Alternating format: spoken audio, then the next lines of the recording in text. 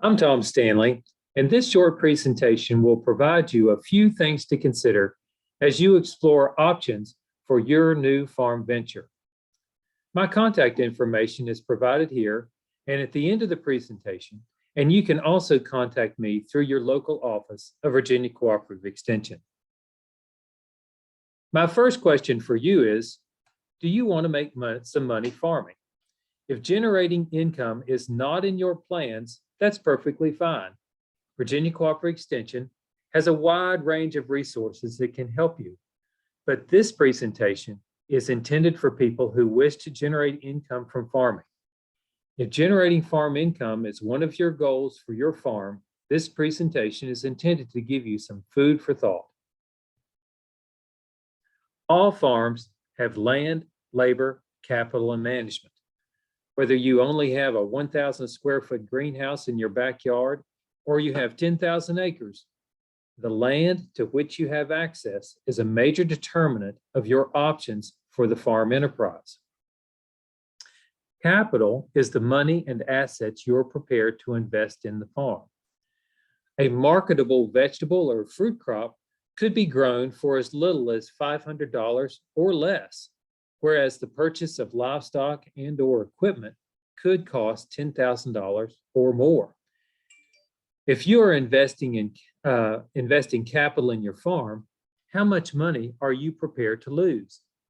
Taking a risk by investing money in your farm venture is not necessarily bad. It's simply important to be aware of how much risk is appropriate for you and identifying the steps to mitigate that risk. Labor and management are closely related. For most small and medium-sized farms, the person making the management decisions is also the person providing much of the labor necessary to carry out those decisions. For the new farm venture, how much time are you prepared to devote to being on the farm?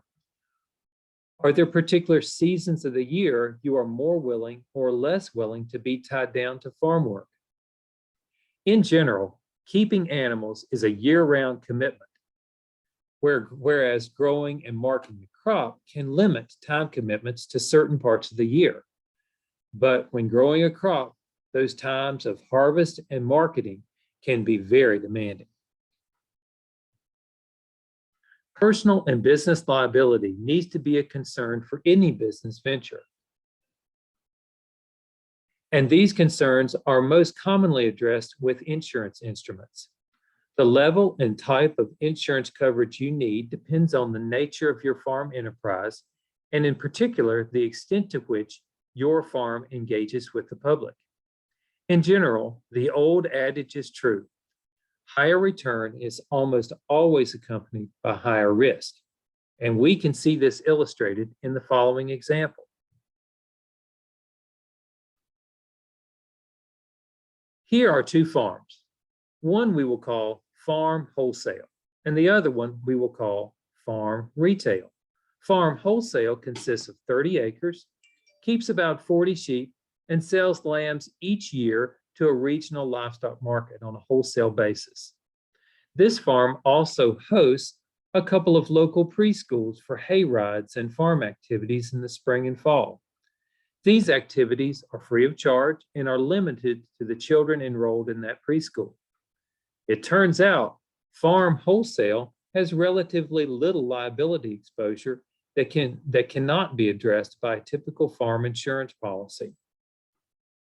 Farm retail, on the other hand, has nearly identical land and capital resources, but they sell lambs to people who come to the farm and slaughter them on site. Also, farm retail has public events to which the general public is invited and pay an admission fee. Farm retail has a significantly different liability profile and exposure, and probably needs a much more sophisticated approach to insurance and business structure. Taxes can be a source of anxiety for many people. They do not have to be so. First, remember that the IRS only requires that you report income. Reporting expenses is up to you. And it's in the reporting of expenses that can make farm life seem very complicated. Suffice it to say, the IRS in the state of Virginia affords numerous benefits to farms, even really small farms. You can report a wide array of expenses, and you can freely and generally without penalty report significant losses. Does the farm have to establish an LLC, acquire a business license, or otherwise register to be a farm? The answer is, it depends.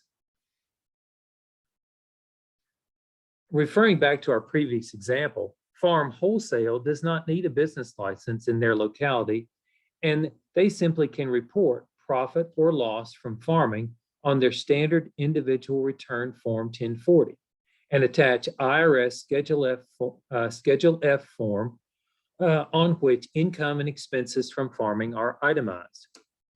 In the previous example, for farm retail, this farm is selling to end users. So this farm is required to collect Virginia state sales tax in addition to reporting income.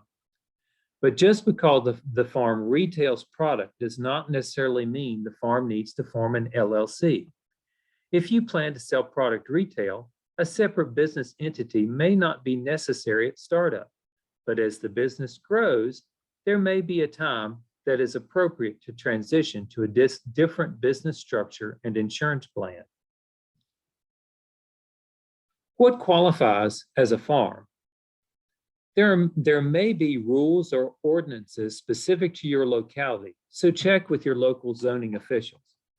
But many Virginia localities do not have a registration or licensing requirement for farms, especially if all your product is marketed away from the farm property. The IRS has 9 guidelines they use to distinguish farm businesses from hobbies or recreational pursuits.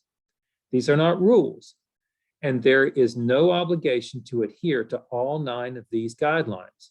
They are simply indicators that help distinguish legitimate farm businesses from expensive hobbies or recreational pursuits.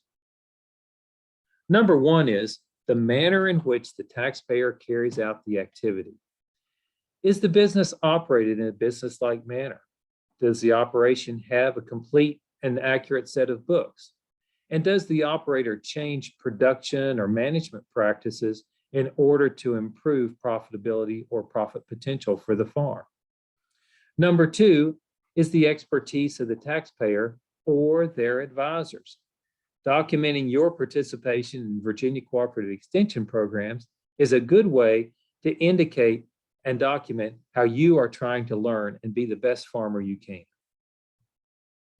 Number 3, the time and effort expended by the taxpayer in carrying out the farming activity.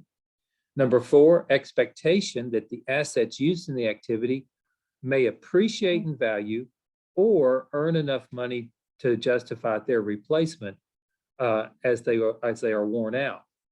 Number 5, the success of the taxpayer in carrying out other similar or dissimilar activities. 6, the taxpayer's history of income or losses with this farm business. 7, the amount of occasional profits, if any, which are earned. 8, the financial status of the taxpayer.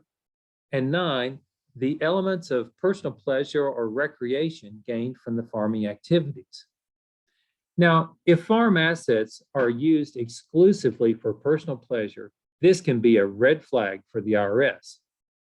A good example might be an ATV or UTV vehicle or riding horses that are expensed on the farm. Using these assets for personal pleasure is allowed, but they have to be used on the farm regularly and contribute to the accomplishment of farm tasks for their cost to be justified as a farm expense.